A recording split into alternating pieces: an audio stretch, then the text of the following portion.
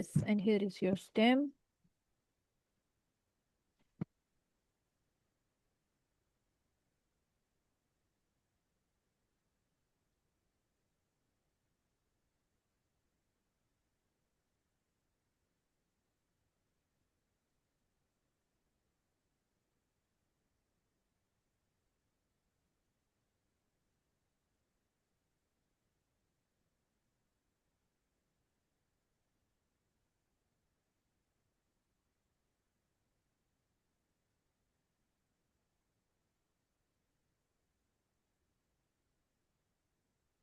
Okay, ma'am, I'm ready.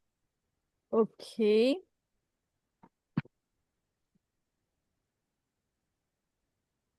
Right.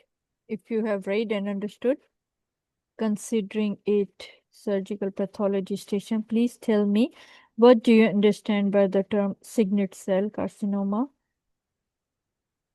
Signet cell carcinoma is a type of diffuse gastric carcinoma, which is which is rapidly growing aggressive form of gastric carcinoma, which can spread, which metastasizes to other parts of the body more rapidly as compared to the intestinal.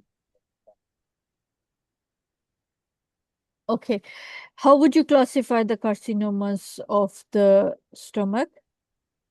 There are two classifications. One Yes. is histopathological classification is Lauren classification that Yes. divides it into intestinal Yes. gastric carcinoma and diffuse gastric carcinoma. Another classification is WHO classification that is based on um, adenocarcinoma type and intestinal, diffuse, and mixed type of gastric carcinoma. Tubular, papillary, mucinous, Yes, Hurley. yes, ma'am. These are all Yes. These are intestinal. WHOs. Yes, WHO's Intestinal. intestinal type. Yes. Tubular, papillary, Tubular. and mucinous Yes. carcinoma, and yes, Tubular adenocarcinoma. Okay. and signet ring cell carcinoma, that is, or the low cohesive carcinoma are also in Yes. this. And then there are Signet. Yes. Good. diffuse carcinomas and mixed carcinomas, which have different types. These are the types of Lauren classification. Yes, ma'am. And there is another classification, Borman's classification. Borman classification is for advanced gastric carcinoma, and there is another called Japanese classification that is for early gastric carcinoma. All right.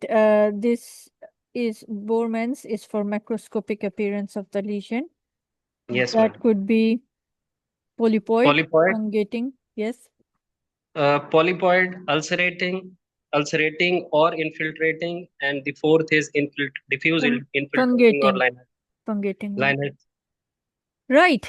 Please tell me the pathogenesis behind a gastric carcinoma. Gastric carcinoma develop with the sequential pathological sequence. First, there would be normal gastric mucosa, which will have chronic gastritis, which will eventually develop into intestinal metaplasia, then dysplasia, then mucosal carcinoma, and then invasive gastric carcinoma. Good. Please tell me what are the main risk factors which are involved in the formation of gastric carcinoma? H. pylori or family history of gastric cancer, chronic atrophic gastritis, or intestinal metaplasia, pernicious anemia, adenoid polyp of more than 2 centimeter, familial adenomatous polyposis, or Lynch syndrome. Okay. Right. If this lab report you would have to discuss with the patient, what are the 4 things you'll keep in your mind and you'll convey? First of all, I would see if what is the type of the cancer, what is the Type grade. is in front of you, signet cell carcinoma. Okay, it is an aggressive form of gastric cancer. In the notes, it's mentioned. I would also check for margins if margins are involved or not.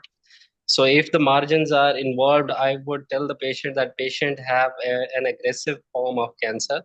And if the margins are involved, that means the whole cancer is not resected. We got to operate it again, doing the further gastric resection along with the chemotherapy. Okay, and what about the survival rate or recurrence rate? This kind of tumor has low survival rate, hardly Yes. 5. Right. Right. Please tell me about the mode of the spread of the gastric carcinoma. It spreads through the lymphatic spread through the left gastric lymph nodes, and it can also spread from the hematogenous or the transcelomic path. All right. When a patient undergoes, this patient has also undergone splenectomy, then what should be your plan of action, keeping that patient has undergone splenectomy? Yes, first of all, after 14 days, patient needs vaccination against Haemophilus influenza, Neisseria meningitis, and strep pneumoniae. And the patient also needs prophylactic antibiotic to prevent the patient from opportunistic post-splenectomy infections. All right, good. Okay, right. Can you please help me and read what you're looking at? Which strain is used? What are you looking at? And please describe. I'm looking at a histopathology with a stain of hematoxylin eosin and showing multiple tubular glands and at the periphery and at the center small nuclei. So most probably it is tubular adenocarcinoma. Okay. Please tell me, right, what are the, once you are considering, because this patient has undergone gastrectomy, so what are the complications which can result considering Yeah, there patient are. has undergone total gastrectomy? After total gastrectomy, we divide complication into early and late. In early, patient can have an anastomotic leak. Patient can develop pancreatitis, cholecystitis, can develop infection or hemorrhage. And in late Bleeding. complication, patient can have dumping syndrome, Yes. or patient can have B12 deficiency or metabolic bone disease, or patient can have recurrent malignancy as well. Please define dumping syndrome. Dumping syndrome due to the big gastric resection, there is no reservoir.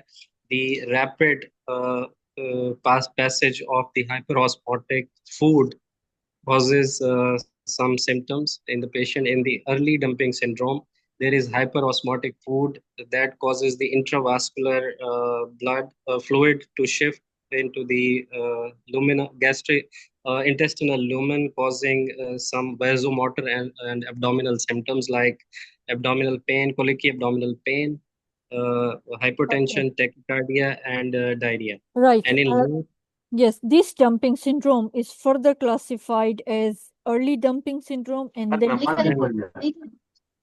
late dumping syndrome.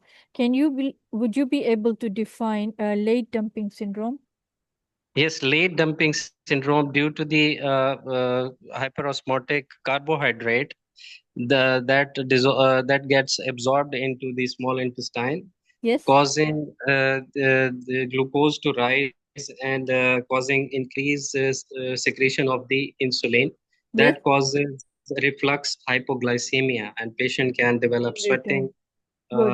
and Good. tremors or Yes. prostration. Thanks.